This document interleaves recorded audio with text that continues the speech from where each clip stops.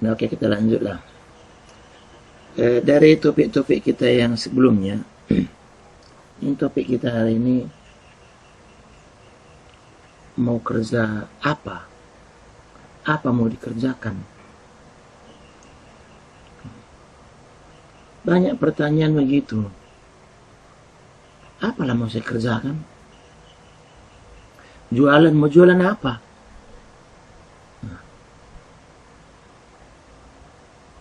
Kalau misalnya upahan, contohlah upahan. Upahan mau ngapain? Jadi itu banyak pertanyaan itu muncul dari pelaku-pelaku entrepreneur yang baru lah. Tapi kuncinya sebenarnya bukan itu. Yang membuat dia tidak tahu apa itu. Dia tidak perlu. Itu tidak perlu uang. Semua masih tersedia di rumah. Makanan berlimpah ruah. Listrik nyala terang. Uang jajan banyak. Uang 100.000 nggak penting sama dia. Itu yang bikin dia itu tidak tahu mau ngapain. Jadi sifatnya dia itu tidak perlu. Tidak perlu. Kalau perlu, banyak pekerjaan langsung ada dia bisa kerjakan. Misalnya cuci piring di catering makanan, cuci piring dia. Kemudian bikin kue-kue di rumah. Langsung dia posting di Facebook, pre-order. Pamer dia makanan yang dia buat. Kemudian jualan tas, jualan baju, jualan sepatu, jualan. Kenapa dia lakukan? Perlu. Nggak ada lagi dukungan keuangan. Habis uang. Atau ada sesuatu yang mau dia beli. Tapi harus pakai uang sendiri. Nah, jadi persoalannya sekarang tidak tahu apa yang mau dikerjakan. Tidak tahu pekerjaan apa mau dibuat. Tidak tahu usaha apa mau dibuat. Itu salah satu penyebabnya karena keadaan ekonominya tidak mendesak, tidak perlu. Tapi begitu kebutuhan meningkat, artinya ada aja yang timbul dalam idenya mengerjakan sesuatu, jual pulsa lah, jual gorengan lah, bikin kue-kue, kemudian upahan dia cuci piring.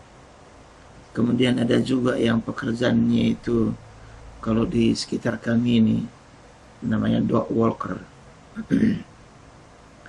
Jadi ada orang di situ punya anjing mau dibawa jalan-jalan tiap pagi. Itulah kerjanya, bawa anjing itu jalan-jalan. Namanya dog walker. Nah, kemudian ada lagi di sini ladang. Dia ikut mengambil jagung ke ladang. Kenapa? Udah terdesak. Nah, janganlah terdesak dulu, baru mulai berpikir mengerjakan sesuatu. Karena usaha ini sama dengan cari jodoh. Salah pilih, menyesal sampai ubanan katanya. Tapi bagaimana tahu salah pilih kalau nggak dipilih? Pilih dulu lah, kalau salah ganti, kan begitu. Tapi memang begitu sifatnya entrepreneur. Jangan terdesak dulu. Nah, persoalan-persoalan yang terdesak dulu contohnya begini. Dia malas olahraga.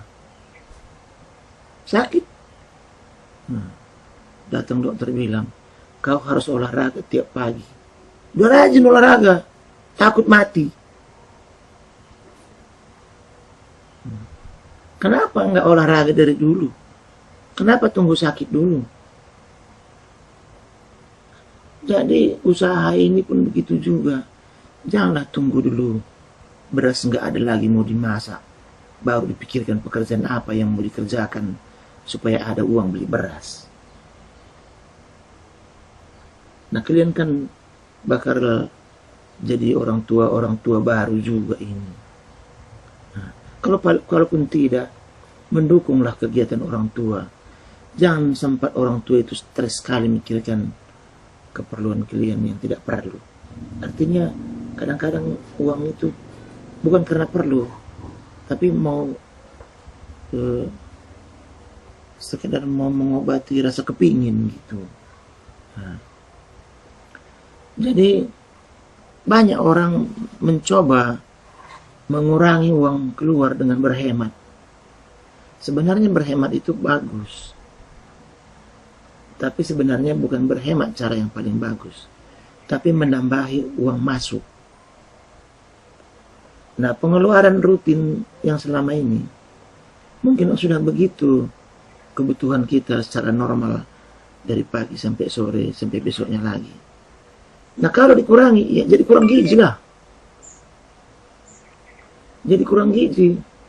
Jadi apa yang harus dilakukan? Menambah uang masuk. Nah, penambahan uang masuk itu banyak caranya. Tapi maunya jangan karena terdesak. Nah, kalau terdesak itu tadi, kita sering tidak bisa lagi membuat pekerjaan itu menjadi berkembang dia. Hanya sifatnya itu dapat hari ini, habis hari ini. Begitu dia. Besok cari lagi. Dapat lagi besok, besok habis lagi. Bisa dibilang nggak bisa berkembang dia. Nah, kalau yang bekerja itu di sana sifatnya terdesak, maka selesai jualan tadi, capeknya aja tinggal. Tapi seandainya dia tidak terdesak, dia memang melakukannya secara terencana, ada sisa uangnya untuk bisa digunakan